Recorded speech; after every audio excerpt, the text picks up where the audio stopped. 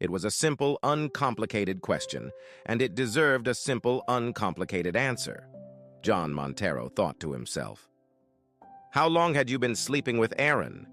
He was practically whispering to his wife, Tracy, with whom he had lived with for 22 years, when she walked into the dark kitchen before he surprised her by turning on the light. Tracy didn't say anything in response as she realized halfway through that John apparently knew a lot more than she had assumed. She knew it would be unwise to fall for another lie. About 5 years, she whispered, not taking her eyes off the table. And everyone at the university knows that?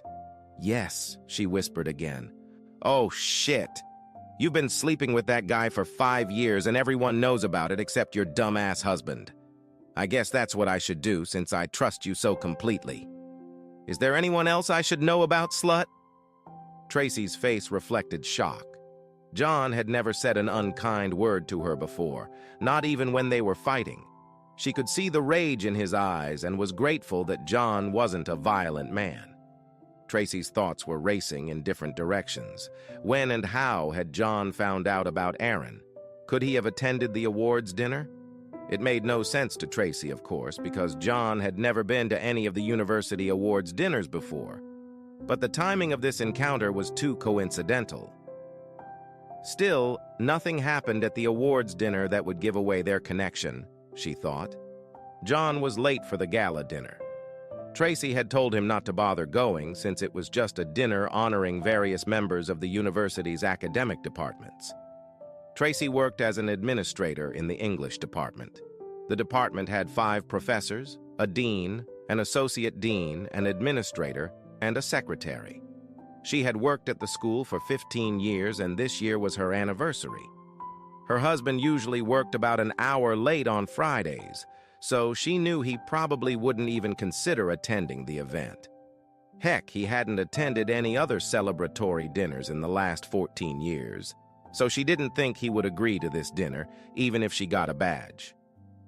Truth be told, she didn't want him to attend, but told him about the dinner so she wouldn't be accused of not keeping him in the loop.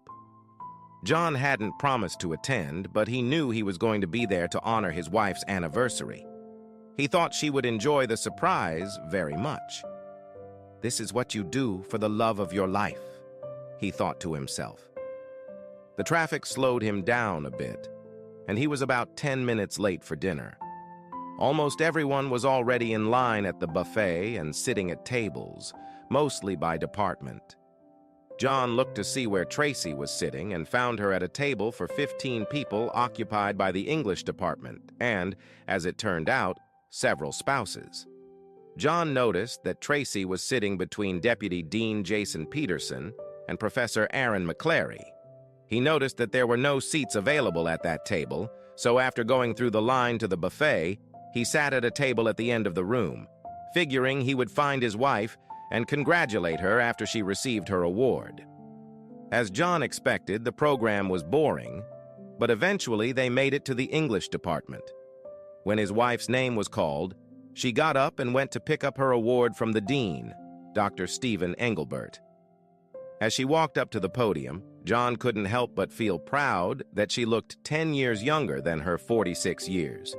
She weighed probably a couple pounds more than when they first got married, despite having 2 children, and her shoulder-length dark brown hair accentuated her fair, almost alabaster skin. After she took her award and headed back to her table, John rose from his seat and headed forward to intercept her and surprise her with his congratulations. She returned to her table before he did, and as she approached, John noticed that Aaron stood up, obviously to congratulate her as well. He seemed like a nice enough guy when John had met him a few times over the years, and John thought nothing of it until Tracy invaded Aaron's personal space. She gently placed her hands on his forearms and then kissed him softly on the lips. John stopped like a dumbfounded man and just gawked. No one at the table seemed to take any notice, perhaps because it didn't look too demonstrative at first glance, but to John it spoke volumes. This simple act was so intimate and familiar, as if a husband and wife, or apparently a woman and her longtime lover, were doing it. John suddenly felt nauseous and a twitch in his stomach. He immediately turned around and left the hall, found the bathroom, and splashed his insides outside. He cleaned himself up and drove home, thinking about everything and nothing for the 20-minute drive. It was a little after 9 when John got home, so he knew he had about 2 hours to make some plans. Tracy was due home around 11, as she always was at events like this. And it dawned on him that her punctuality was probably one of the reasons he trusted her so much, and one of the reasons she had successfully concealed her affair. Do nothing out of the ordinary, and an ignorant husband won't suspect a thing, John thought to himself. Thinking about things from this perspective helped John realize something else. He realized that every time Tracy came home from her evening walk, she would say a quick hello and go upstairs for a quick shower to wash off the impressions of the day, as she called it. Then she would come downstairs, freshly showered and lightly perfumed with her new perfume. He never put 2 and 2 together to realize that she was probably hiding the scent of sex on her body. Of course, he and Tracy never had sex on those nights, since she always claimed she was too tired. At least she didn't share sloppy seconds with him. At about 10:55, John pulled a bottle of red wine out of the refrigerator and set 2 glasses on the kitchen table. He made his way into the living room and turned on the lights and TV before returning to the darkened kitchen to sit down. 10 minutes later, Tracy drove her car into the garage and entered the kitchen. She was about to call for her husband when the light in the kitchen suddenly flickered on. John wasn't in the study. He was in the kitchen. Tracy muttered. John looked like he'd eaten a lemon. He pointed to the other wine glass and took a sip from his own. Why? John wheezed. I loved you with all my heart, and I thought you loved me. We raised 2 wonderful children. What happened to the till death do us part vow? I'm sorry, John, it just happened. I know it sounds like bullshit, but it's true. When he got here, we became friends. Then it became something more. And along the way, the dean and then others found out about it. The dean just asked us to be respectful of the university. And after a while, it became normal. I became his work wife in every sense. And then we just carved out a little extra time when we could. You trusted me completely, and that made it easy. Well, it was stupid of me to trust the woman I love. I apologize for that. John sneered. And it must have made you feel good about my occasional trips, too. Tracy blushed and lowered her eyes. John had his answer. I'm in love with 2 men. You may think that's impossible, but it is. I love you both and have tried my hardest to never hurt you. You have never lacked love, emotionally or physically. I've always been there for you, Tracy exclaimed pitifully, her eyes filling with tears. At least until recently, John replied. When did he get ahead of me? In the last few months, you've started to drift away from me emotionally, and you haven't had sex on your own initiative in ages. You make contact if I want you to, but you don't initiate. And when we make love, I don't feel the tension anymore. Are you thinking about him? Aaron has been having a hard time with his wife lately, and maybe I've gotten a little carried away with his problems. So Mr. Second Husband is also married. And he had a rough time with his first wife? Tough times? I don't suppose she knows about the affair? As far as we know, neither of you knew about the affair. We were so careful. We didn't want to hurt any of you. No! John shouted. You were so careful because you didn't want to get caught. You at least knew what would happen if you were caught. How did you get us caught? Tracy asked quietly. Trying to make a difference in the future? John asked jokingly. What the hell? Like it makes any difference. I didn't catch you. You gave yourself away. Tracy's eyes nearly popped out of her orbits. What? I was about 10 minutes late for the awards banquet. I had to sit in the back. I saw the kiss. A kiss? That little kiss? It was nothing. How could you tell anything from that kiss? She asked. because it wasn't demonstrative. It was just a little intimate kiss and touch, exactly the kind we've shared thousands of times in the past. But not recently, John said. I was probably the only one in the room who saw it. Tracy blushed and stammered. She decided not to answer. Why did you come to the award ceremony? She finally asked. Because I saw us drifting apart and I was trying to be there for you, to maybe bring us back together again. Talking about the wrong things. I'm sorry, John. I never meant to hurt you. How can we come to some kind of agreement to move forward? Tracy asked. Move forward? Really? John asked in the tone of a man in complete shock. Yeah, I'll call a lawyer first thing Monday morning. What? I'm not sure I want a divorce? What? If you're not sure you want a divorce, that's your problem. Because I'm sure I want a divorce, John said. You can't love two men if you made a vow to me, and I'm certainly not going to be husband number 2. Maybe we just need to slow down a little bit, John. I still love you, but I also love someone else. I don't understand why we have to rush into a divorce, Tracy said, trying to look at John as sincerely as possible. I don't understand why you're making me out to be the bad guy. Well, I'm certainly not the bad guy in this case. I'm not the kind of guy who's had an affair on the side for 5 fucking years. John stood up and poured his nearly full glass of wine down the kitchen sink. He waddled up the stairs to the bedroom. Tracy went into the living room and made a phone call. He knows, she said quietly into her iPhone. He's talking about the divorce. She listened intently to the conversation on the other end of the wire. No, I have no idea. I wasn't planning on it at this point, she said in response to the question. Yes, I love you too. Tracy hung up the phone and sat in the living room, sipping her wine and not really following what was being shown on the big screen. She went to the kitchen to get a second glass and repeated the process.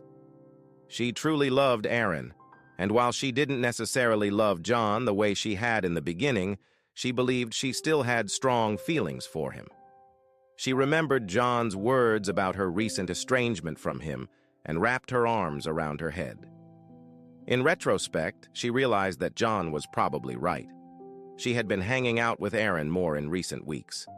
She and Aaron had discussed marriage several times over the past year, and in the past few months, Aaron and his wife of 17 years had been having difficulties, although Aaron had said he didn't think she was even aware of their affair. John wasn't in the bedroom when Tracy went upstairs.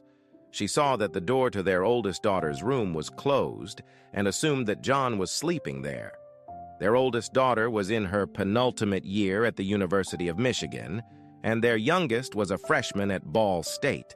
And Tracy figured that having the kids in college was probably a good thing at this point. John was cutting the grass in the morning spring sunshine when Tracy finally woke up. She walked out onto the back porch of their house and watched him for a while, and when he looked up at her, gestured for him to come inside. He shook his head vigorously and continued mowing. After standing on the veranda for a couple minutes with her hands at her sides, Tracy got into her car and drove away. John assumed she was headed to the grocery store like she usually did on Saturdays, but he wasn't sure. Yeah, and he didn't care. He had a lot on his mind. As soon as Tracy was out of sight, John went inside to call his kids and explain the situation to them. They were both shocked by his statement, but John explained that he had witnessed the kiss and Tracy had confessed her infidelity. Did you see them kissing and then Mom just admitted that she slept with the guy? The older one, Katie, asked. It wasn't so much the kiss, but the way they kissed, like they'd been doing it for years. There was that familial intimacy that happens between a husband and wife. She broke my heart. I'm sorry, Dad. I'm really sorry, Katie said. Tracy and John usually went out to dinner Saturday night, but John had already cleaned up and left by the time Tracy got back from the store.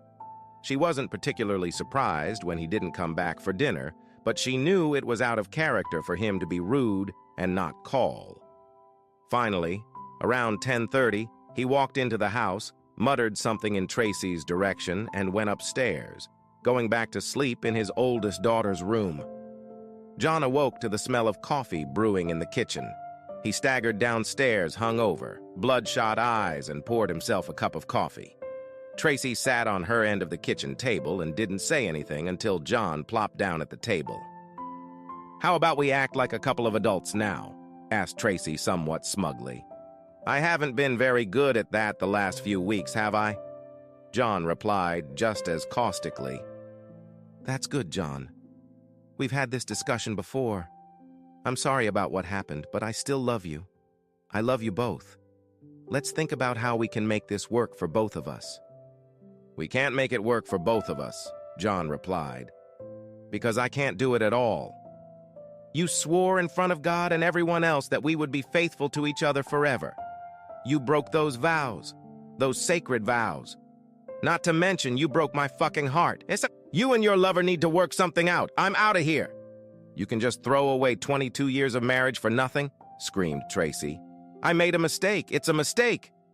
"No, one time would be a mistake," said John. "It's been going on for years. You lived it. You wanted it. You made your choice. It wasn't my choice. Now you can go to him and devote all your time to him." "But I don't want that, John," she said. "I love you both.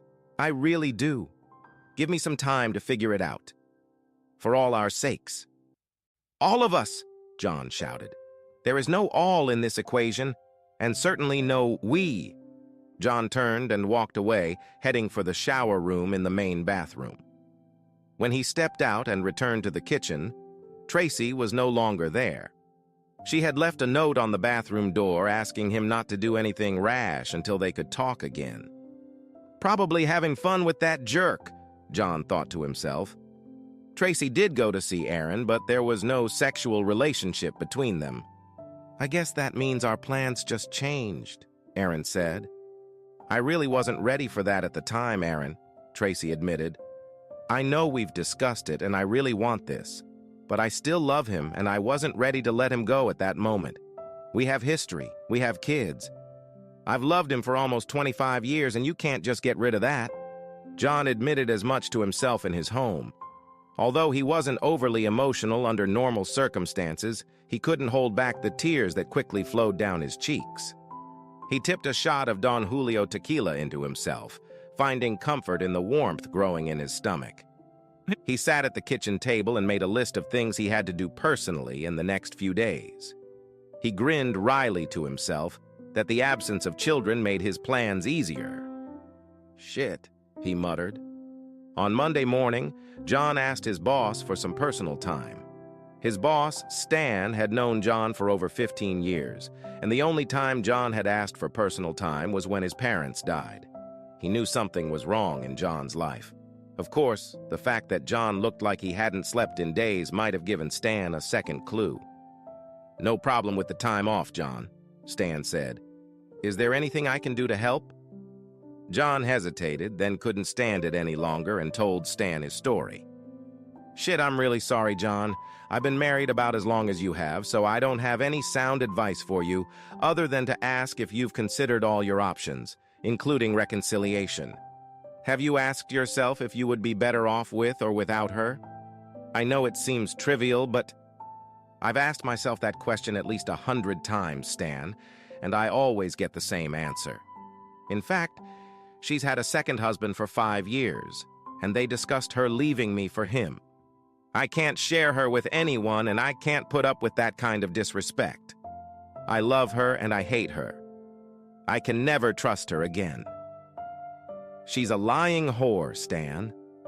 I know I don't deserve a lying whore."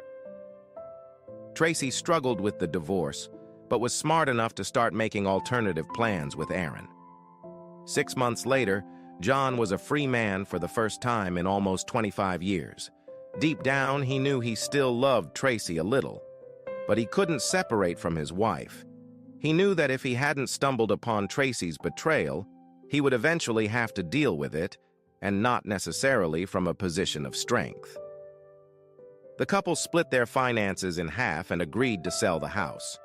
The children, of course, were devastated by the divorce, but realized there was nothing they could do to change John's mind.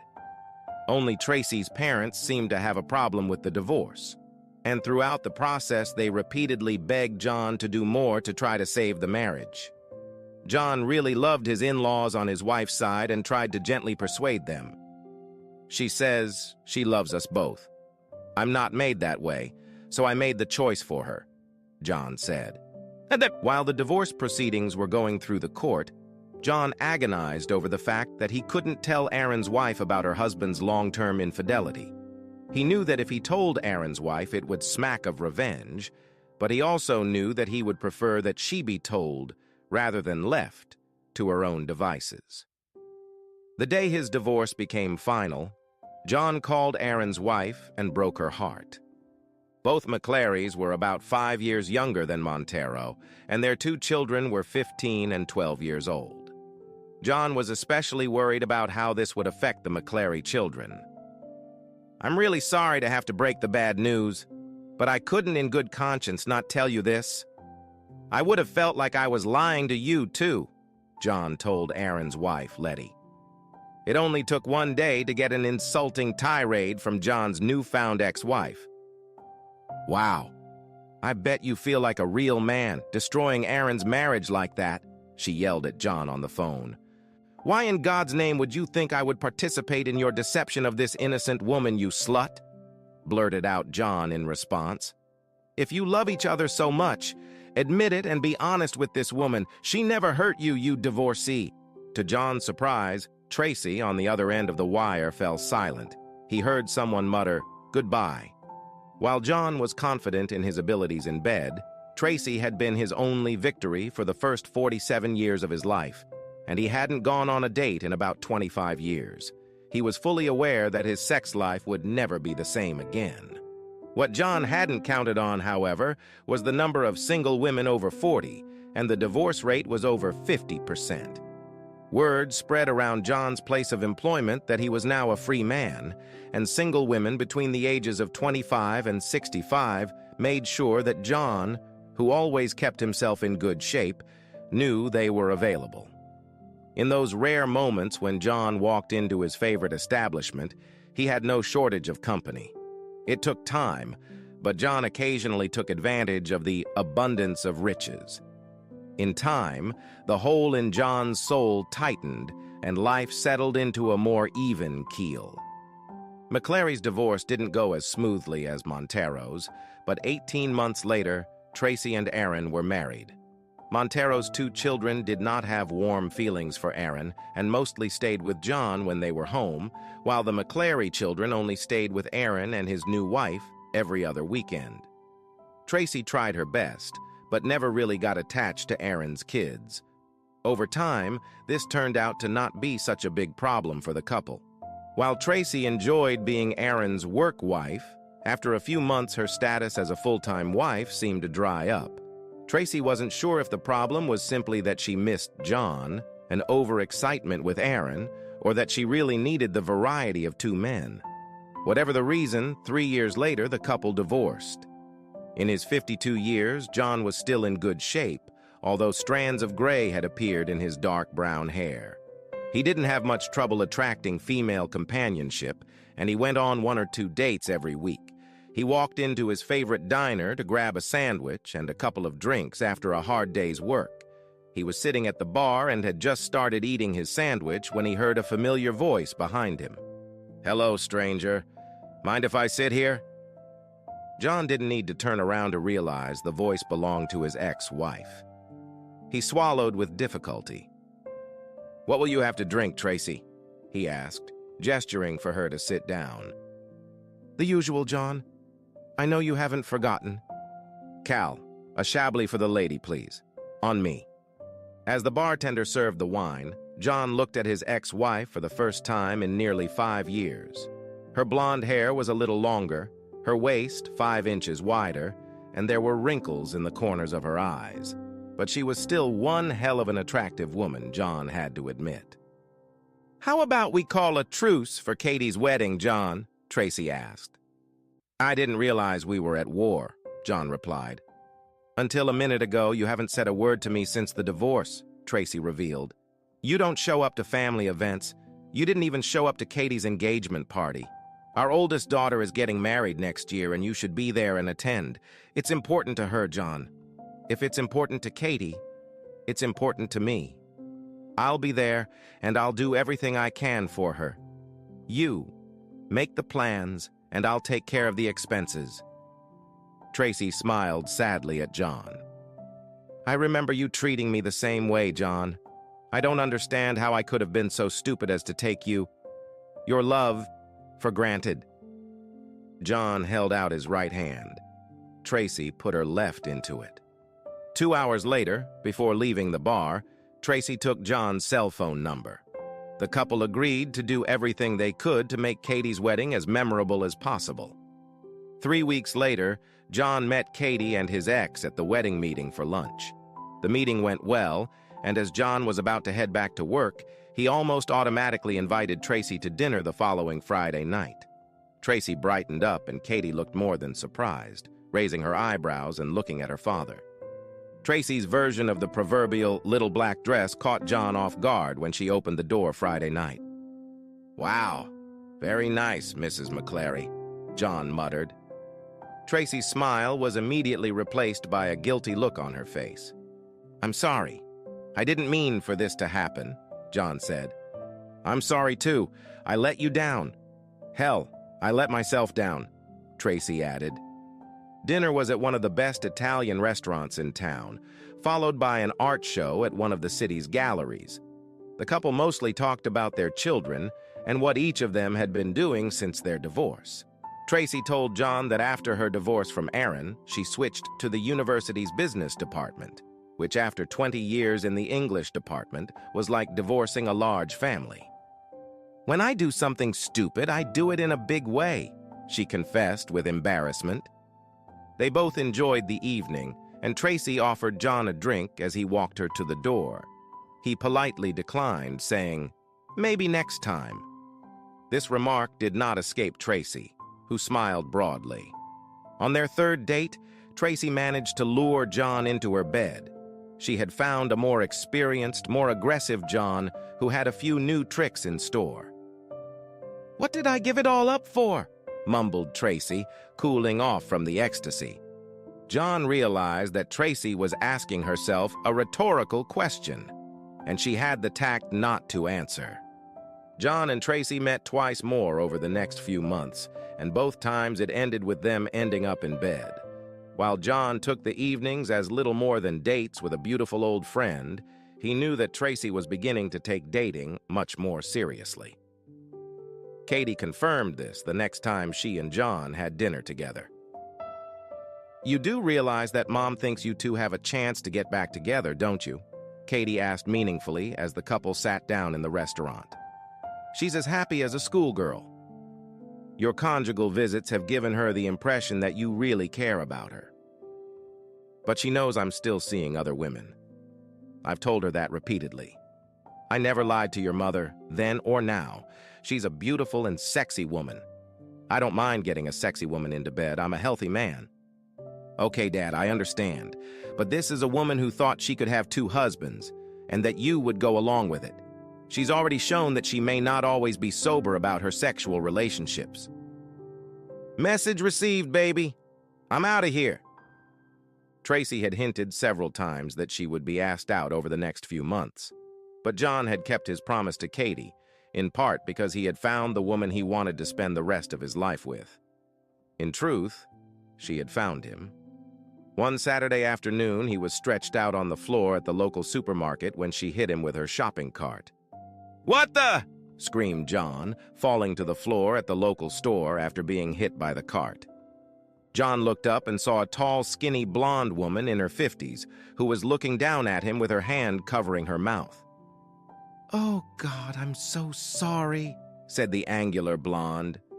"I was looking for some saffron while I was pushing the cart, and I didn't look." John practically jumped up from the floor. "Hey, it's no big deal, no problem at all," he practically shouted. "I'm fine." The woman's green eyes filled with tears as he spoke. Without hesitation, he examined the woman's left hand, looking for the ring. He smiled to himself when he saw that there was no jewelry on her hand. Some guys will do anything to meet a beautiful woman. I'm one of them. I admit I'm being shameless, John said. She wiped her green eyes with her sleeve and came back, smiling broadly. Hello, shameless. I'm Rhonda. Rhonda Shires, actually.